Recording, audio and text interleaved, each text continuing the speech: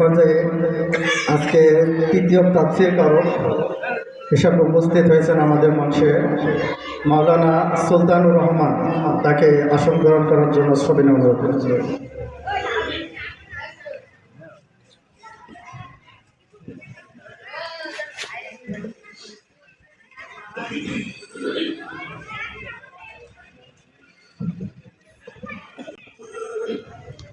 আলহামদুলিল্লাহ, তৃতীয় তাফসীর কারক মেহমান আলহামদুলিল্লাহ ব্যাস পড়ানো সম্পন্ন হয়েছে। এ পর্যায়ে আপনাদের সামনে কুরআন ও হাদিস থেকে আলোচনা নিয়ে আসছে আজকের তাফসীর মাহফিলের তৃতীয় তাফসীর কারক হযরত মাওলানা সুলতানুর রহমান। হযরত মাওলানা সুলতানুর রহমানকে কুরআন ও হাদিস থেকে আলোচনা পেশ করার জন্য সবিনয় অনুরোধ করছি।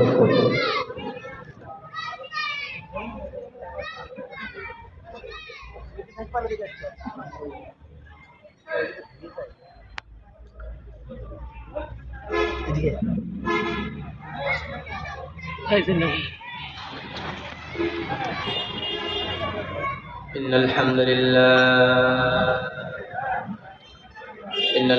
لله نحمده ونستعينه ونستغفره ونؤمن به ونتوكل عليه ونعوذ بالله من شرور أنفسنا ومن سيئات أعمالنا من يهده الله فلا مضل له ومن يضلله فلا هادي له فلن تجد له وليا مرشدا ونشهد أن لا إله إلا الله وحده لا شريك له والذي لا ند له ولا ند له لا مثل له ولا مثيل له لا وزير له ولا كفيل له لا شبه له ولا شبيه له لا ولد له ولا والد له وهو الواحد الفرد الصمد لم يلد ولم يولد ولم يكن له كفوا أحد ونشهد أن سيدنا ونبينا وحبيبنا وبشيرنا ونذيرنا وطبيبنا وطبيب أرواحنا وحبيبنا وحبيب ربنا محمدا عبد الله ورسوله الذي أرسله بالحق بشيرا ونذيرا وداعيا إلى الله بإذنه وسراجا وقمرا منيرا أما بعد فقد قال الله تعالى في كلامه المجيد وفي فرقانه الحميد شكرا مرشد قولي أعوذ بالله من الشيطان الرجيم بسم الله الرحمن الرحيم الحمد لله رب العالمين العالمين الرحمن الرحيم مالك يوم الدين إياك نعبد وإياك نستعين اهدنا الصراط المستقيم صراط الذين أنعمت عليهم غير المغضوب عليهم ولا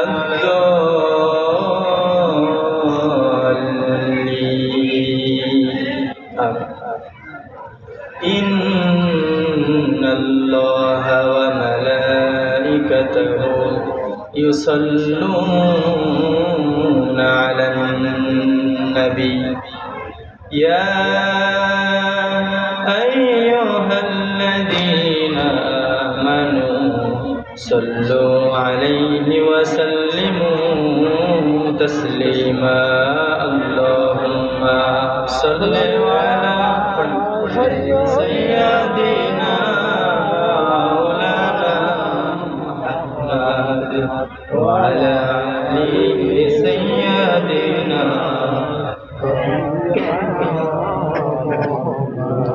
اللهم صل على سيدنا مولانا محمد وعلى آله سيدنا مولانا محمد তাহাজ্জুদের যাইনা মাঝে মরণ দিও প্রভু আমায় ইকামতে দ্বীনের কাজে কবুল করে নিও আমায় তাহাজ্জুদের যাইনা মাঝে মরণ দিও প্রভু আমায় ইকামতে দ্বীনের কাজে কবুল করে নিও আমায় আল্লাহুম্মা সাল্লি আলা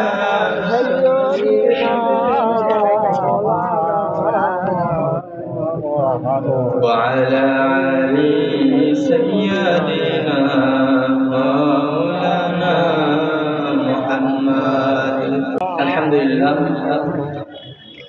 সমস্ত প্রশংসা সেই মহান রব্বুল আলামিনের উপর যিনি আমাদের সুস্থ রেখে সবল রেখে পবিত্র কোরআনের মজলিসে জান্নাতি পরিবেশে আসা বসা কিছু কথা শোনার বছর তৌফিক দান করলেন সেই মহান রব্বুল আলামিনের উপর সকলে একবার শুকরিয়া আদায় করি সকলে বলি আলহামদুলিল্লাহ আল্লাহ পাক রব্বুল আলামিন নিশ্চয়ই আমাদেরকে বেশি ভালোবাসতেন তার প্রমাণ আমাদের আশেপাশে অনেক মানুষজনের ভিতর থেকে আমাকে আপনাকে ছাঁটাই বাছাই করে তার এই দিনী মজলিসে আসার তৌফিক দান করেছেন এজন্য সেই মহান রব্বুল আলামিনের উপর আরো একবার শুকরিয়া আদায় করি সকলে বলি আলহামদুলিল্লাহ আপনারা সবাই কেমন আছেন আলহামদুলিল্লাহ ভালো আছেন সবাই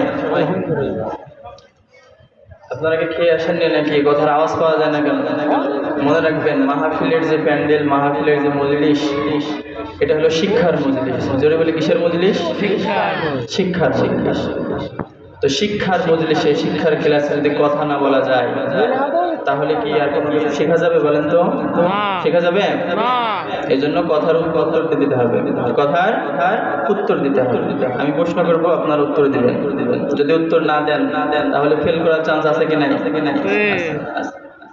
মনে রাখবেন মাহফিলে আমরা এসেছি শিক্ষার জন্য কিসের জন্য শিক্ষার এখানে এসে ঘোরাফেরা করে যদি বাসায় চলে যায় আপনার শুধু রাতের ঘুম কামাই হবে তাছাড়া কিছু কোনো উপকার হবে না তাহলে উত্তর করতে হবে এবং আশেপাশে যারা ঘোরাফেরা করছেন কষ্ট করে মাহফিলের প্যান্ডেলে এসে বসে যাবেন মাহফিলের প্যান্ডেল ফাঁকা রেখে রাস্তা বোঝাই করে কোনো লাভ নাই আমি শুরুতেই সূরা ফাতিহা তেলাওয়াত করেছি পবিত্র কালামুল্লাহ মাজিদের একটি প্রথম সূরা জোরে বলি কোন সূরা প্রথম সূরা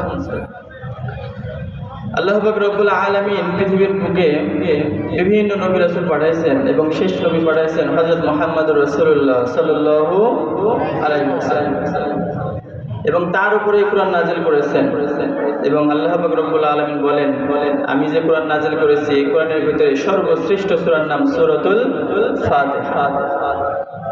তাহলে কোরআনের সর্বশ্রেষ্ঠ সূরার নাম কি বলেন তো? জোরে বলতে হবে। প্রথম কোরআনের সর্বশ্রেষ্ঠ সূরার নাম কি? এই সংক্ষিপ্ত সময়ের ভিতরে সূরা ফাতিহার উপরে আমরা কিছু আলোচনা শোনার এবং বোঝার সাথে সাথে আমল করার চেষ্টা করব। সকলে বলি আল্লাহুম্মা আমিন। সকলে পড়ি ইয়া রাব্বি লাকাল হামদু কামা ইয়ানবাগি লিজালালি ওয়াজহিক ওয়া আযীমি সুলতানিক। সব সময় প্রশংসা করতে হবে কার? আল্লাহর। সব থেকে বড় কে? পৃথিবীর শুরু থেকে শেষ পর্যন্ত থাকবে কে? আল্লাহ। সেই আল্লাহর গোলামি করতে হবে। আমি যে শুরুতেই সূরা ফাতিহা তেলাওয়াত করেছি, এই সূরা ফাতিহার অনেক রকম উপকরণ, গুণাগুণ আছে, সেই সম্পর্কে আগে জানার চেষ্টা করি। সূরা ফাতিহার প্রথম নাম সূরাতুল ফাতিহা এবং এই সূরার আরো অনেকগুলো নাম আছে। যেমন সূরা ফাতিহার আরেকটি নাম হচ্ছে সূরাতুল ওয়াকিয়া। সূরার নাম কি? সূরাতুল ওয়াকিয়া বা পূর্ণাঙ্গ সূরা। এই সূরাটি খণ্ড খণ্ড পড়া যায় না। এই সূরাকে বলা হয় অখণ্ড সূরা। কি সূরা? যারা নামাজ পড়েন, নামাজের ভিতরে প্রতিদিন যদি শুধু ফরজ নামাজ পড়েন তাও 17 রাকাত নামাজ পড়া লাগে। যদি সুন্নত নফল মিলে পড়েন তাও 32 থেকে 40-এর আশেপাশে আমাদের সূরা ফাতিহা নামাজের ভিতরে পড়া লাগে। ঠিক কিনা? কোরআনের ভিতরে নামাজ পড়তে গেলে বিভিন্ন বড় বড় সূরা আছে, যেমন বাকারা, আলে ইমরান, নিসা, মাইদা, বড় বড় যে সূরাগুলো আছে এগুলো কিন্তু খণ্ড খণ্ড পড়া যায়। ফাতিহা পড়ার পরে 3টা আয়াত দিয়ে অথবা 10টা আয়াত দিয়ে প্রথম রাকাত নামাজ শেষ করলেন, দ্বিতীয় আয়াতে দ্বিতীয় রাকাতে পরের 10টা অথবা পরের 5 আয়াত দিয়ে নামাজ পড়া যায়। কিন্তু সূরা ফাতিহা এইভাবে খণ্ড খণ্ড পড়া যায় না। আপনি প্রথম রাকাতে সূরা ফাতিহার প্রথম 3 আয়াত, দ্বিতীয় রাকাতে পরের 4 আয়াত যদি পড়েন আপনার নামাজ হবে? হবে না। অতএব এই সূরার নাম সূরাতুল ওয়াকিয়া বা পূর্ণাঙ্গ সূরা। এই সূরাকে পড়তে হলে পূর্ণাঙ্গ পড়তে হয়। আবার বিশ্বনবী সাল্লাল্লাহু আলাইহি ওয়াসাল্লাম বলেছেন সূরা ফাতিহা হলো উম্মুল কোরআন বা কোরআনের মা। কোরআনের মা। মা যেরকম সন্তানকে লালন পালন করে বড় করে তার জীবনটাকে পরিপূর্ণ করেন, আল্লাহ পাক রব্বুল আলামিন কোরআনের ভিতরে সূরা ফাতিহা নাযিল করে কোরআনকে পরিপূর্ণতা দান করেছেন। জোরে বলি সুবহানাল্লাহ। সূরা ফাতিহার তাহলে 2টা নাম পাইলাম আমরা, সূরা ফাতিহা, সূরা ওয়াকিয়া। সূরা ফাতিহার আরেকটা নাম আছে সূরাতুদ দুআ। সূরাতুদ, জোরে বলি সূরাতুদ দুআ। দোয়া মানে কি? প্রার্থনা করা। কিভাবে রবের কাছে চাইতে হয়, কিভাবে মালিকের কাছে চাইতে হয়, এই চাওয়া পাওয়া শিক্ষা দিয়েছেন সূরা ফাতিহার ভিতরে। জোরে বলি সুবহানাল্লাহ। সূরা ফাতিহার আরেকটি নাম আছে সূরাতুশ শিফা। সূরাতুশ শিফা বা আরোগ্য লাভের সূরা। রোগ থেকে মুক্ত পাওয়ার সূরা। রোগ থেকে মুক্ত পাওয়ার সূরা। অনেক সময় আমরা অসুস্থ হলে বিভিন্ন হুজুরদের কাছে গিয়ে ঝাড়ফুঁক করি না? বলেন করি তো? হুজুরা কি দিয়ে ঝাড়ফুঁক করে জানেন? হুজুরা ঝাড়ফুঁক করে সূরা ফাতিহা দিয়ে। কি দিয়ে? সূরা ফাতিহা দিয়ে। আমরাও যারা অসুস্থ হব চিকিৎসার পাশাপাশি সূরা ফাতিহা দিয়ে ঝাড়ফুঁক করার চেষ্টা করব।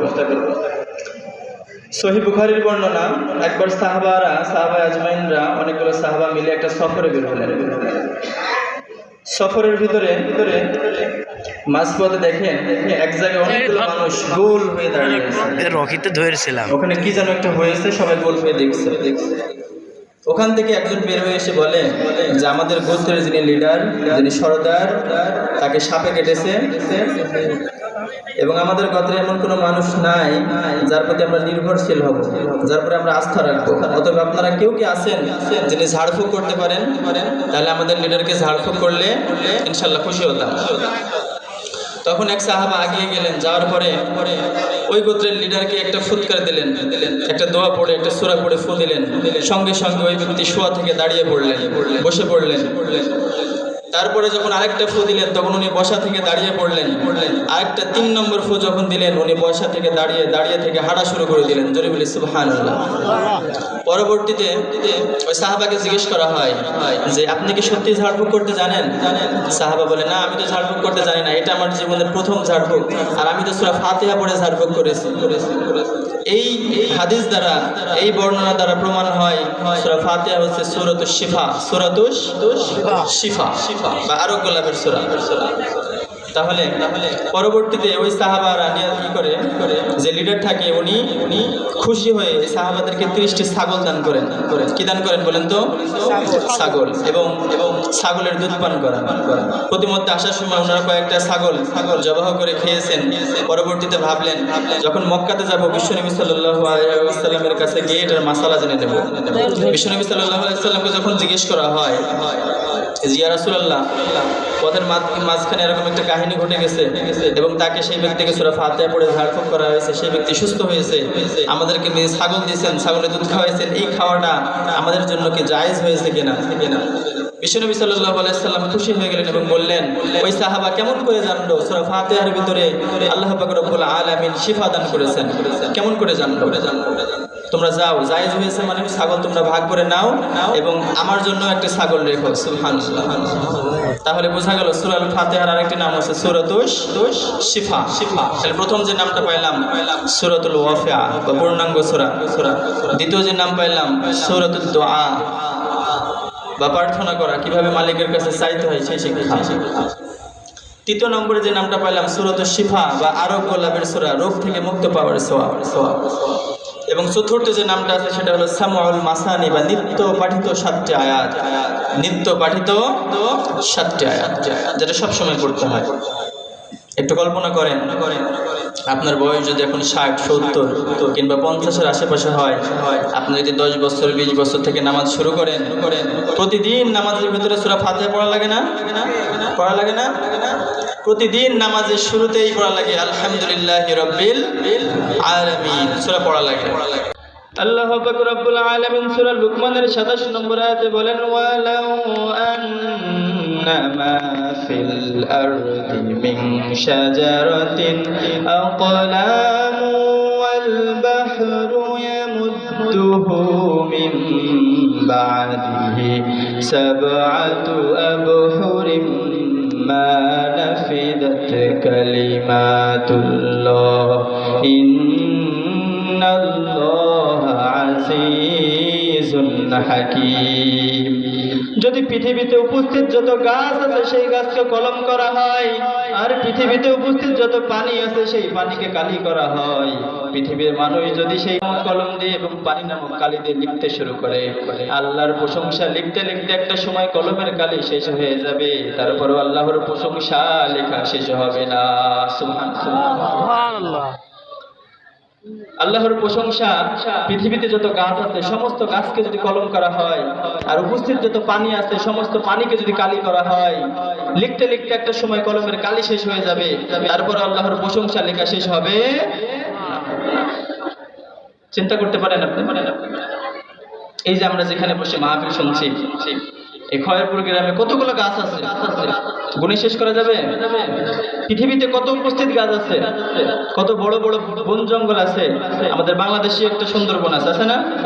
এই সুন্দরবনে কত গাছ আছে, এটাকে গুণে শেষ করা সম্ভব? সম্ভব না। তারপরে একটু চিন্তা করেন, এই প্যান্ডেলের নিচে আমরা কতজন বসে আছি?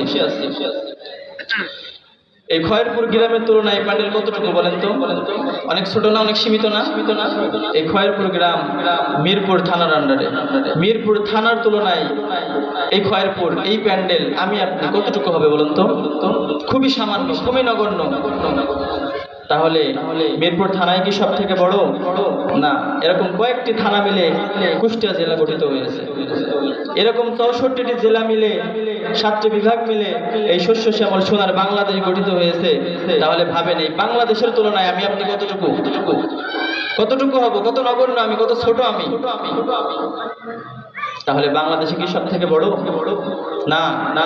বাংলাদেশের পাশেই যে ভারত আছে, এই ভারত বাংলাদেশের থেকে 22 গুণ বড়। কত গুণ? 22 গুণ। এরকম বাংলাদেশ যদি 22টি এক জায়গায় করা হয় তাহলে একটা ভারত গঠিত হবে। ভারতের সব থেকে বড় নাই, অনেক বড় বড় দেশ আছে। এরকম 156টা দেশ মিলে, 196টা দেশ মিলে এই পৃথিবী গঠিত। সব কিছু কিন্তু জলের উপরে নয়, স্থলে, মাটির উপরে। কিসের উপরে বলেন তো? কত কোটি মানুষ বসবাস করছে এই পৃথিবীতে? মাটির পরিমাণ শুধু 30%। কত পার্সেন্ট? 30%। আর 70% শুধু পানি। 70% কি বলেন তো? পানি। এই 70% পানিকে যদি কালি করা হয়, আর পৃথিবীতে উপস্থিত যত গাছ আছে সমস্ত গাছকে যদি কলম বানানো হয়, আল্লাহর প্রশংসা লিখতে লিখতে কালি শেষ হয়ে যাবে, তারপর আল্লাহর প্রশংসা লেখা শেষ হবে না। তাহলে বেশি বেশি প্রশংসা করতে হবে কার বলেন তো? আল্লাহ। আবার আল্লাহ পাক রব্বুল আলামিন পৃথিবীর বুকে যত কিছু সৃষ্টি করেছেন সব কিছু জোড়ায় জোড়ায় সৃষ্টি করেছেন এবং নিজেকে রেখেছেন বিজোড়। পৃথিবীতে যত কিছু সৃষ্টি আছে আল্লাহর সমস্ত কিছু আল্লাহ জোড়ায় জোড়ায় সৃষ্টি করেছেন এবং নিজেকে বিজোড় রেখেছেন। যিনি পৃথিবীর শুরু থেকে আছেন এবং শেষ পর্যন্ত থাকবেন, তার নাম হচ্ছেন আল্লাহ। আল্লাহ পাক রব্বুল আলামিন সূরা হাদীদের 3 নম্বর আয়াতে বলেন, হুয়াল আউয়ালু ওয়াল আখিরু ওয়াজ যাহিরু ওয়াল বাতিন ওয়া হুয়া বিকুল্লি শাইইন আলীম। তিনি প্রথম এবং তিনি শেষ, তিনি প্রকাশ্য এবং তিনি গোপন। পৃথিবীতে যা কিছু আছে সমস্ত কিছুর প্রতি জ্ঞান, সমস্ত কিছুর প্রতি অবগত থাকেন আল্লাহ। আল্লাহ পাক রব্বুল আলামিন সূরা ফাতিহার প্রথম আয়াতের দ্বিতীয় অংশে উচ্চারণ করেন রব্বিল আলামিন। আল্লাহ পাক রব্বুল আলামিনের আরেকটি নাম হচ্ছেন রব। জোরে বলি কি? রব। আল্লাহ পাক রব্বুল আলামিন অনেকগুলো নাম আছে, তার ভিতরে আরেকটি নাম হচ্ছেন রব। এই রবটার নামটা আল্লাহ পাক রব্বুল আলামিন অনেক জায়গায় ব্যবহৃত করেছেন। যেমন কবরের প্রথম প্রশ্ন মান রব্বুকা, তোমার রব কে? কবরের প্রথম প্রশ্ন কি হবে বলেন তো? মান রব্বুকা, তোমার রব কে? আবার বিভিন্ন দোয়াতে বিভিন্ন মোনাজাতে আমরা বলে থাকি রব্বানা যালামনা আনফুসানা ওয়া ইল্লাম তাগফির লানা ওয়া তারহামনা লানাকুনান্না মিনাল খাসিরিন। রব্বানা আতিনা ফিদ দুনিয়া হাসানাতাও ওয়া ফিল আখিরাতি হাসানাতাও ওয়া কিনা আযাবান নার। আবার আমরা রুকুতে যখন যাই রুকুর ভিতর পড়ি সুবহান রাব্বিয়াল আযীম। এখানেও রবের নাম আছে কি নাই? আছে। রব শব্দের অর্থ হচ্ছে, রব শব্দের অর্থ হচ্ছে মানুষের যখন যেটা যতটুকু প্রয়োজন তখন সেটা ততটুকু না চাইতে দিয়ে দেয়, যে তার নাম হচ্ছেন রব। তার নাম কি বলেন তো? রব। দেখেন পৃথিবীর বুকে অনেক কিছু আছে যেগুলো আমরা না চাইতেই পেয়ে গেছি, না চাইতেই পেয়ে গেছি। তারপরে আমাদের ভিতরে অভিযোগ, কত কিছু চাইলাম আল্লাহর কাছে, আল্লাহ দিল না। আমার দোয়া আল্লাহ কবুল করলো না, আছে না এরকম? দেখেন পৃথিবীতে কত কিছু আল্লাহ আমাকে দিয়েছে। আপনার দেখার জন্য দুটো চোখ দিয়েছেন, খাওয়ার জন্য মুখ দিয়েছেন। পৃথিবীতে এরকম অনেক মানুষ আছে যারা হাত পা সবকিছু আছে কিন্তু নড়ানোর মতো ক্ষমতা নাই। মুখের ভিতর থেকে একটা পাইপ ঢুকাই নেওয়া হয়েছে, ওখানে তরল জাতীয় লিকুইড জাতীয় খাবার তাদেরকে সরবরাহ করা লাগে। চাবিয়ে খাওয়ার মতো ক্ষমতা নাই। অনেক কিছু আছে পৃথিবীতে আমরা না চাইতে পেয়েছি। এই না চাইতেই যিনি দেয় তার নাম হচ্ছেন রব। তার নাম কি বলেন তো? রব। দেখেন আমরা যখন মায়ের পেটের ভিতরে ছিলাম তখন আমাদের চাওয়ার ক্ষমতা ছিল না, আল্লাহর কাছে বলার ক্ষমতা ছিল না। মায়ের পেটের ভিতরে যে 10 মাস ছিলেন, 8 মাস ছিলেন, 7 মাস ছিলেন, মায়ের পেটের ভিতরে মায়ের জড়ার নারীর সাথে আপনার একটা কানেকশন করে দিয়েছে। ওই পেটের ভিতরে আপনার না চাইতেই ওই 10 মাসের খাবার অক্সিজেন ব্যবস্থা করে দিয়েছেন, যে তার নাম হচ্ছেন রব। বলে তো পেটের ভিতরে আমরা চেয়েছিলাম আল্লাহর কাছে কিছু? চেয়েছিলাম? চাই নাই। না চাইতেই যিনি দিয়ে দেয় তার নাম কি বলেন তো? রব। আবার আমরা যখন দুনিয়ার বুকে ভূমিষ্ঠ হলাম, পৃথিবীতে আসার পরে পৃথিবীর মানুষ সর্বপ্রথম যেই নাড়ি দিয়ে আমরা খাবার সরবরাহ করতাম ওই নাড়িটাই সর্বপ্রথম কেটে দেয়। মানুষ তখন কান্না করা ছাড়া আর কিছুই করতে পারে না, আল্লাহর কাছে চাওয়ার ক্ষমতা থাকে না। ওই সময় আপনার না চাইতেই আপনার মায়ের বুকের ভিতরে যে খাবার ব্যবস্থা করে দিয়েছেন, আপনার না চাইতে যিনি আপনার খাবারের ব্যবস্থা করে দিয়েছেন তার নাম হচ্ছেন রব। কেউ কি চাইছিলাম আমরা তখন? চাই নাই। এই যে যিনি না চাইতে দিয়ে দেয় তার নাম হচ্ছেন রব। তার নাম কি বলেন তো? রব। আবার দেখেন আপনি যখন আস্তে আস্তে বড় হতে থাকলেন, মানব দেহ যখন গর্ধিত হতে থাকলো, আপনার বয়স যখন 5-6 আশেপাশে, আপনার না চাইতেই আপনার মুখের ভেতরে দাঁতের ব্যবস্থা করে দিয়েছেন কে? কে ব্যবস্থা করে দিয়েছেন? চেয়েছেন আল্লাহর কাছে কখনো? চান নাই। না চাইতেই যিনি ব্যবস্থা করে দেয় তার নাম হচ্ছেন রব। ঠিক কিনা? ঠিক। আবার সারাদিন আপনি কাজে ব্যস্ত থাকেন, দিনের বেলায় আলোর প্রয়োজন আছে কিন্তু রাতের বেলায় বিশ্রাম নেওয়ার প্রয়োজন, রাতের বেলায় কোনো আলোর প্রয়োজন নাই। আছে কি? নাই। রাতের বেলায় কোনো আলোর প্রয়োজন, রাতের বেলায় বিশ্রাম নেবে এবং দিনের বেলায় মানুষ কাজ করবে। এই যে প্রতিদিন 12 ঘন্টা দিন এবং 12 ঘন্টা রাত, এই সিস্টেমটা যিনি এখনো চালু রেখেছেন তার নাম হচ্ছেন রব। এই জন্য আল্লাহ পাক রব্বুল আলামিন সূরা ফাতিহার প্রথম আয়াতে বলেন আলহামদুলিল্লাহি রাব্বিল আলামিন। সমস্ত প্রশংসা, যত রকম প্রশংসা আছে সব রকম প্রশংসা সেই মালিকের যিনি জগৎ সমূহের রব। পরের আয়াতে আল্লাহ পাক রব্বুল আলামিন বলেন আর রহমানির রহিম। সূরা ফাতিহার দ্বিতীয় আয়াতে যে দুইটা নাম আমরা উল্লেখ করলাম, রহমান এবং রহিম। রহমান অর্থ হচ্ছে পরম করুণাময় এবং রহিম নামের অর্থ হচ্ছে অতি দয়ালু। আল্লাহ পাক রব্বুল আলামিন যে কত বড় মেহেরবান, কত বড় দয়াবান, এটা আমার আপনার চিন্তার বাহিরে, এটা আমার আপনার ধারণার বাহিরে। আল্লাহ পাক রব্বুল আলামিন কত যে মেহেরবান, কত ভালোবেসে যে মানুষ তৈরি করেছেন, একটু যদি কল্পনা করেন আপনার পিতা মাতা, আপনার সন্তানাদিকে আপনি যতটা না ভালোবাসেন তার থেকে আমাদের বেশি ভালোবাসেন কে? এমনকি আমি আপনি নিজেকে যতটা না ভালোবাসি তার থেকেও বেশি ভালোবাসেন কে? আমাদের সব থেকে বেশি ভালোবাসেন কে? আল্লাহ।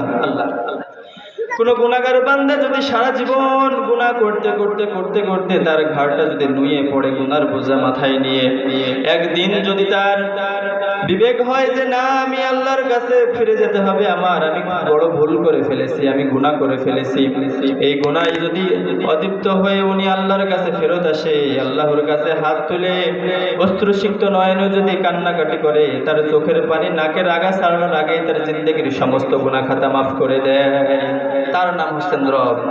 তার নাম হচ্ছেন রহমান, যিনি মানুষের গুনাহ মাফ করেন, যিনি মানুষের গুনাহ মাফ করেন। জীবনে কত গুনাহ করেছেন আপনি, কত পাপ করেছেন আপনি, আপনার গুনাহ যদি হয় খালের পানির সমান, বিলের পানির সমান, আমার আল্লাহর রহমত সাগরের পানির সমান। আপনার গুনাহ যদি হয় পাহাড়ের সমান, আপনার গুনাহ যদি হয় সাগরের সমান, আমার আল্লাহর রহমত আরশের সমান। এই জন্য গুনাহ করার পর গুনার উপরে অটল থাকা যাবে না। গুনাহ করার পরই যেই ব্যক্তি আল্লাহর কাছে মাফ চায় ওই ব্যক্তি উত্তম ব্যক্তি। বিশ্বনবী সাল্লাল্লাহু আলাইহি ওয়াসাল্লাম বলেন প্রত্যেক আদম সন্তানই গুনাহগার, প্রত্যেক আদম সন্তানই হলো পাপ প্রবণ। তবে ওই গুনাহগার সব থেকে দামি যেই ব্যক্তি গুনাহ করার সাথে সাথে আল্লাহ পাক রব্বুল আলামিনের কাছে তওবা করে। তওবা করতে হবে, গুনার উপরে অটল থাকা যাবে না। গুনার উপরে অটল থাকা যাবে বলেন তো? না, আল্লাহর কাছে ফিরে আসতে হবে, কারণ আল্লাহ পাক রব্বুল আলামিনই একজন যিনি আমাদের সব থেকে বেশি ভালোবাসেন। বিশ্বনবী সাল্লাল্লাহু আলাইহি ওয়াসাল্লাম বলেন আমি ভালোবাসাকে, আল্লাহ পাক রব্বুল আলামিন বলেন আমি ভালোবাসাকে 100 টুকরা করেছি, তার ভিতরে এক টুকরা ভালোবাসা আমার যত মাখলুক আছে, যত সৃষ্টি আছে সমস্ত সৃষ্টির ভিতরে বিলিয়ে দিয়েছি, এবং 99 টুকরা ভালোবাসা আমি নিজের কাছে রেখে দিয়েছি। এই 1% ভালোবাসার নমুনা দেখেন, পৃথিবীতে ভালোবাসার কত বই আছে, ভালোবাসার কত কাব্য আছে, ভালোবাসার কত নাটক বের হয়, ভালোবাসার কত সিনেমা বের হয়, তো যার কাছে 99% ভালোবাসা আছে তার ভালোবাসাটা কত মহান। সেই রবের কাছে মাপ চাইতে হবে, গুনাহ করে গুনার উপর অটল থাকা যাবে না, গুনাহ করে ফিরে আসতে হবে রহমানের কাছে, মাপ চাইতে হবে রহমানের কাছে। আল্লাহ পাক রব্বুল আলামিন সূরা ফাতিহার দ্বিতীয় আয়াতের দ্বিতীয় অংশে যে নামটা উল্লেখ করেন সেটা হচ্ছে রহিম। রহিম শব্দের অর্থ হচ্ছে অতি দয়ালু। এই রহিম নামটা শুধু ঈমানদার যারা তাদের জন্য ব্যবহৃত হয়, যারা ঈমানদার আছেন তাদের জন্য আল্লাহ পাক রব্বুল আলামিন দুনিয়াতেও করুণা করেন এবং আখিরাতেও করুণা করবেন। সুবহানাল্লাহ। তাহলে সেই রহমানের কাছে মাপ চাইতে হবে, সেই রহিমের কাছে ক্ষমা চাইতে হবে, যিনি আমাদের না চাইতে জীবনে সবকিছু দিয়ে দেন। আমি আপনি চাইলেই হাত তুলে যদি আল্লাহর কাছে কান্নাকাটি করি, আল্লাহ পাক রব্বুল আলামিন আমাদের আপনার জীবনের সমস্ত গুনাহ খাতা মাফ করে দিতে পারে কিনা বলেন তো? পারে। আল্লাহ পাক রব্বুল আলামিন সূরা আরাফের 156 নম্বর আয়াতে বলেন ওয়া আনি'বুদুনি হাদা সিরাতুম মুস্তাকিম। আমার যত যত সৃষ্টি আছে, পৃথিবীর বুকে আসমানের উপরে যত সৃষ্টি আছে, সমস্ত সৃষ্টির কাছে আমার রহমত বিস্তৃত আছে। সুবহানাল্লাহ। তাহলে আল্লাহর দয়া ছাড়া, আল্লাহর রহমত ছাড়া আমাদের নিঃশ্বাস নেওয়ার মতো ক্ষমতাও নাই। পৃথিবীতে দেখেন আমরা ঘোরাফেরা করি, পৃথিবীতে যে চলাফেরা করি আমরা, যারা অসুস্থ আছেন, হসপিটালে আছেন, অক্সিজেন রুমে 1 ঘন্টার বিল দেখে আসেন কত কত, অথচ আমি আপনি 24 ঘন্টা বিল নিচ্ছি। 24 ঘন্টা যে অক্সিজেন নিচ্ছি, কোনোদিন কিন্তু ফেরেশতা এসে বললো না যে তোমার অক্সিজেনের বিল দাও, বলেছে এরকম? বলে নাই। আল্লাহর পৃথিবীতে আমরা বসবাস করছি, কোনোদিন ফেরেশতা এসে বললো না যে পৃথিবীতে বসবাস করছো, আল্লাহর ট্যাক্সের প্রয়োজন, ট্যাক্স দাও। এই কথা কি কখনো শুনেছেন আপনারা? শুনেন নাই। তাহলে সেই রহমানের কাছে নত হইতে হবে, মাফ চাইতে হবে। আল্লাহ শুধু চাই আমরা তাকে ডাকি। আমরা চাই কি বলেন তো? আল্লাহকে ডাকি। আল্লাহ শুধু মানুষের কাছ থেকে এতটুকু চাই যে বান্দা আমাকে ডাকুক। তার ডাকতে ডাকতে যখন সে নিজের জীবনকে আমার উপরে উৎসর্গ করে দেবে, আমি তার জীবনের সমস্ত গুনাহ মাফ করে দেবো। জোরে বলে সুবহানাল্লাহ। আল্লাহু পাক রব্বুল আলামিন সূরা ফাতিহার 3 নম্বর আয়াতে বলেন, মালিকি ইয়াউমিদ্দিন, যিনি বিচার দিবসের মালিক। কোন দিবসের মালিক বলেন তো? বিচার দিবসের মালিক। যে দিবসটাকে বলা হয় দ্য ডে অফ জাজমেন্ট, জবাবদিহিতার দিন। যেই দিনের রাজা হবেন আল্লাহ পাক রব্বুল আলামিন। সেই কিয়ামতের দিন কারোর ক্ষমতা থাকবে না। কিয়ামতের দিন মানুষ কবর থেকে উঠে শুধু ছোটাছুটি করতে থাকবে, দৌড়াদৌড়ি করতে থাকবে। সূর্যটা মাথার উপরে চলে আসবে, মাটি পুড়ে তামা হয়ে যাবে, মানুষ শুধু দৌড়াতে থাকবে আর পড়তে থাকবে, ইয়া নাফসি ইয়া নাফসি, আমার কি হবে, আমার কি হবে, ছুটতে থাকবে। সেই দিন কেউ কাউকে চিনবে না, কেউ কারোর পরিচয় দিতে চাইবে না, সবাই সবাইকে দেখে দূরে পালাতে থাকবে, সবাই সবার থেকে পালাতে থাকবে।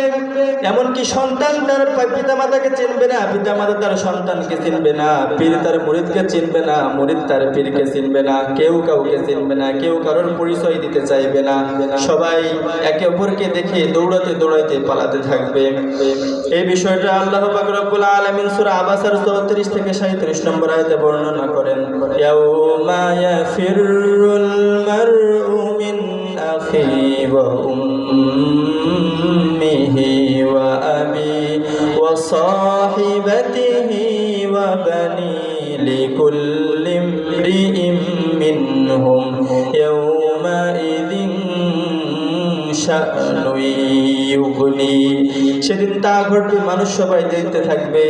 সেদিন ভাই তার বোনকে চিনবে না, বোন তার ভাইকে চিনবে না, সবাই সবার কাছ থেকে দৌড়ে দৌড়ে পালাইতে থাকবে।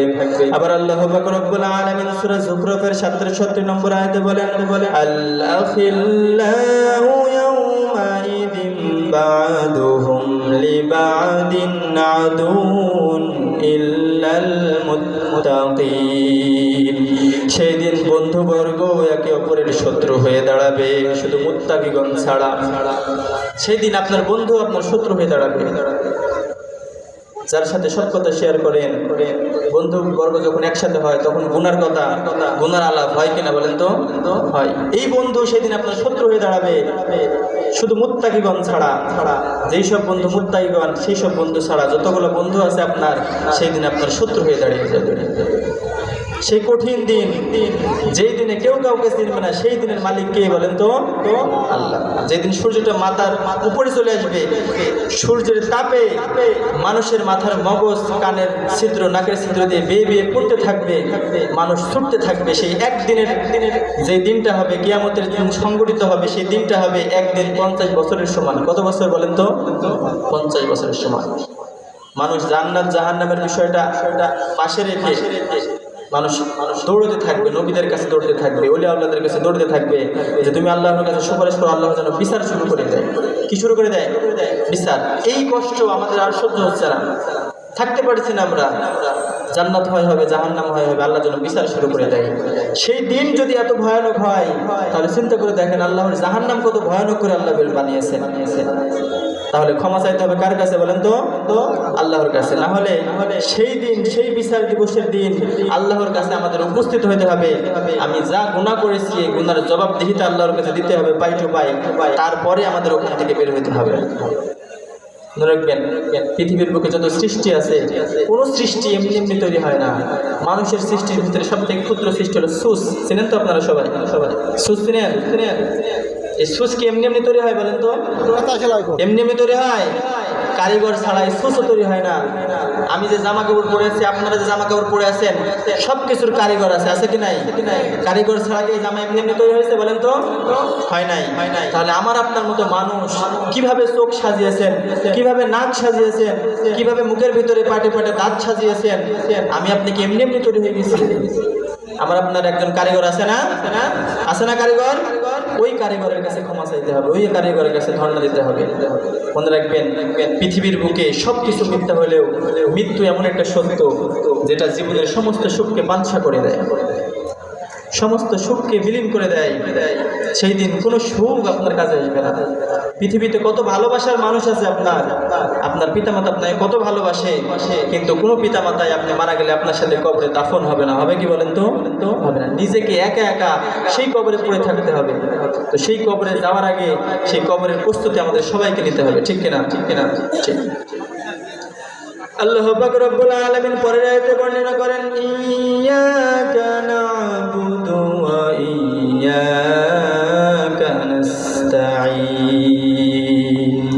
আমরা কেবল তোমার ইবাদত করি এবং তোমার কাছে সাহায্য চাই। আমরা কার কাছে সাহায্য চাই বলেন? কার কাছে সাহায্য চাই? আমরা আল্লাহর কাছে সাহায্য চাই নাকি দরবারে গিয়ে সাহায্য চাইবো? মাজারে গিয়ে সাহায্য চাওয়া যাবে? চাইতে হবে কার কাছে বলেন তো? আল্লাহর কাছে। এই আয়াতের ভিতরে আমরা দুইটা গুরুত্বপূর্ণ বিষয় উল্লেখ করছি। কোরআনের ভিতরে যত সূরা আছে, যত আয়াত আছে, সব থেকে দামি সূরা যেরকম ফাতিহা, এবং এই ফাতিহা সব থেকে দামি হওয়ার কারণ হলো এই আয়াতটা। এই আয়াতের ভিতরে আমরা কি বলছি? আমরা তোমার ইবাদত করি এবং তোমার কাছেই সাহায্য চাই। অতএব আমরা স্বীকৃতি দিচ্ছি, আল্লাহ আমার কোনো রব নাই, আমার কোনো মালিক নাই, আমি কারোর কাছে বসন্ত স্বীকার করি না, কারোর কাছে মাথা নত করি না, মাথা নত করি এক দরবারে। সেই দরবারটার নাম কি বলেন তো? আল্লাহ।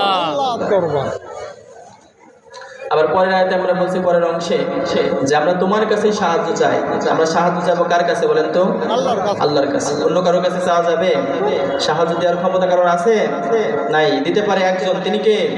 আল্লাহ। সেই আল্লাহর কাছে চাইতে হবে। আল্লাহ পাক রব্বুল আলামিন সূরা ফাতিহার পরের আয়াতে বলেন, ইহদিনাস সিরাতাল মুস্তাকিম। আমাদের সরল এবং সঠিক পথে পরিচালিত করো। আল্লাহ পাক রব্বুল আলামিন আমাদের সরল এবং সঠিক পথে পরিচালিত করার জন্য আমরা যে দোয়া করি, আল্লাহর কাছে বলতে হবে, আল্লাহ আমাদের যেন সঠিক এবং পথে চলাফেরা করতে পারি, আমরা যেন ভুল পথে না চলাফেরা করি। পৃথিবীর বুকে পৃথিবীর মোহে পড়ে যদি গুনাহ করতে করতে জীবনটাকে জর্জরিত করে ফেলি, জীবনটাকে যদি ক্ষয় করে ফেলি, আল্লাহর যেন দিন বৃক্ষের নিচে আমাদের ছায়া করে দেয়। সুন্দরভাবে একটি গজল আছে, গজলের ভিতরে কথাগুলো খুব সুন্দরভাবে উল্লেখ করা আছে। গজলটি হলো, আমি যদি কোনো দিন পথ ভুলে যাই, হাত সানি দিয়ে কাছে নিও, মমতার বন্ধনে আমায় বেঁধে সব ভুল ক্ষমা করে দিও। আমি যদি কোনো দিন পথ ভুলে যাই, হাত সানি দিয়ে কাছে নিও, মমতার বন্ধনে আমায় বেঁধে সব ভুল ক্ষমা করে দিও। আমাদের ভুল ক্ষমা করতে পারে কে বলেন তো? আল্লাহ। সেই আল্লাহর কাছে নত হইতে হবে, সেই আল্লাহর কাছে চাইতে হবে, যিনি মানুষের সমস্ত চাওয়া পাওয়া পূরণ করতে পারেন। পরের আয়াতে আল্লাহ পাক রব্বুল আলামিন বলেন, ওয়া নি'বুদুনি হাদা সিরাতুম মুস্তাকিম। তোমরা আমার গোলামি করো, আমার দাসত্ব করো, নিশ্চয় এটাই সহজ সরল পথ। সহজ সরল পথ কোনটা? ইসলামের পথ। আল্লাহ পাক রব্বুল আলামিন ফাতিহার পরের অংশে বলেন, সিরাতাল্লাযীনা আন'আমতা আলাইহিম গায়রিল মাগদুবি আলাইহিম ওয়ালাদ-দাল্লিন। তাদের পথে পরিচালনা করো যারা দুনিয়ার বুকে তোমার কাছ থেকে পুরস্কৃত হয়েছে, তাদের পথ নয় যারা দুনিয়ার বুকে গুমরাহী হয়ে গেছে, যাদের উপর তুমি গজব নাজিল করেছো। আল্লাহ পাক রব্বুল আলামিন পুরস্কৃত করেছেন যে কয় পথের মানুষকে, সেই কয়টি পথ হলো 4টি পথ। জোরে বলেন কয়টি পথ? জোরে বলেন কয়টি পথ? 1 নম্বর পথ হচ্ছে নবীদের পথ, যাদের পরে আল্লাহ পাক রব্বুল আলামিনের কাছ থেকে ওহী আসতো, যাদের পরে আল্লাহ পাক রব্বুল আলামিন ওহী নাযিল করতো। দ্বিতীয় পথ হচ্ছে সালেহিনদের পথ, যারা সত্য শিকারে আপোষহীন ছিল, সিদ্দিকিনদের পথ।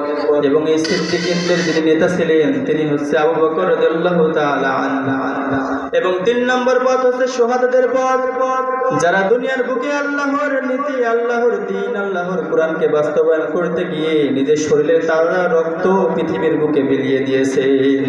এবং 4 নম্বর যে পথটা হচ্ছে সেই পথ হলো সালেহিনদের পথ, যারা দুনিয়ার বুকে ভালো আমল করে, ভালো কাজ করে, তাদের পথ। তাহলে পুরস্কৃতের পথ কয়টা বলেন তো? 4টা। পুরস্কৃতের পথ কয়টা বলেন তো? 1 নম্বর পথ হচ্ছে নবীদের পথ, যাদের উপর আল্লাহর পক্ষ থেকে ওহী আসতো। 2 নম্বর পথ হচ্ছে সিদ্দিকিনদের পথ, যারা দুনিয়ার বুকে সত্য শিকারে আপোষহীন ছিল। 3 নম্বর পথ হচ্ছে শুহাদাদের পথ, যারা দুনিয়ার বুকে আল্লাহর ইসলামকে কায়েম করতে গিয়ে নিজের শরীরে রক্ত ঝরিয়েছেন।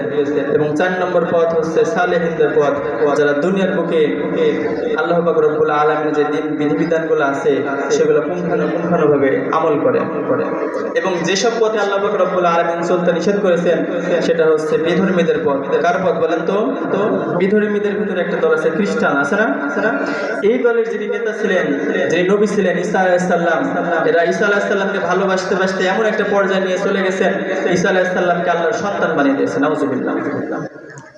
তাহলে এরকম হওয়া যাবে না, এই বিভ্রান্তির পথে থাকা যাবে না। এই যে সূরা ফাতিহা আমরা তেলাওয়াত করলাম, এই ফাতিহা তেলাওয়াত করার পরে আমিন পড়া হবে কিনা বলেন তো?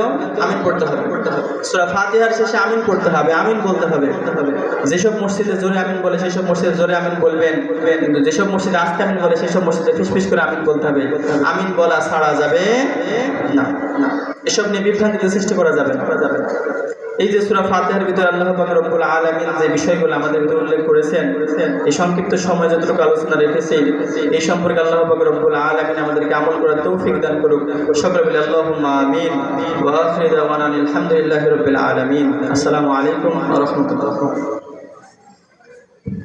আলহামদুলিল্লাহ, মোবারকবাদ ফিদা তাফসীর কারক মাওলানা সুলতানুর রহমানকে, আমাদের খৈরপুর গ্রামের তাফসীরুল কোরআন মাহফিলের পক্ষ থেকে তাকে ধন্যবাদ জ্ঞাপন করছি। সম্মানিত মুসল্লিগণ, আপনারা যারা এখনো বাজারে বিভিন্ন জায়গায় অবস্থান করছেন, আপনাদের কাছে উদাত্ত আহ্বান জানাই, আপনারা অতি দ্রুত তাফসীরুল কোরআন মাহফিলের প্যান্ডেলের মধ্যে চলে আসুন। আজকে 3 দিনব্যাপী ঐতিহাসিক তাফসীরুল কোরআন মাহফিলের প্রথম রজনী বিশেষ তাফসীর কারক আজকে আমাদের